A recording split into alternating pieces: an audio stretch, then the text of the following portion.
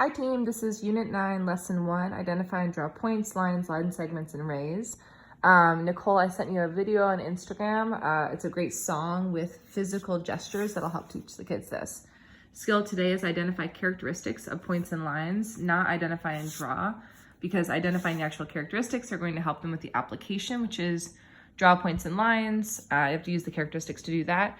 Use previous objects to build out, draw object. That's that first problem on the first page where they're creating the shape from each individual part. Recognize attributes of an object. Attributes are another word for characteristics. And identify and label objects based on attributes. I don't know what that word is, so we'll just move on from there. Questions. First one actually needs to say, what are the characteristics of a blank? And then the two questions after that are the good to go questions.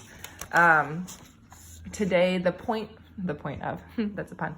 The point of this whole thing is to have kids internalize what makes a point, a line, segment, an array, because they need to use all of these for the entire unit they're in and even into the following unit. Because two rays make an angle.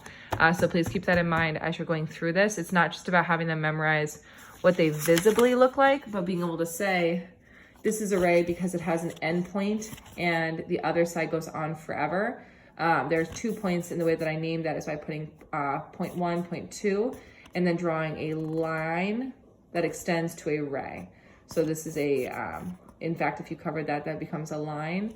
A line segment, and a line would have 2 sides. That's a line segment right there, and that's a point. Kids need to be able to describe what makes this what it is.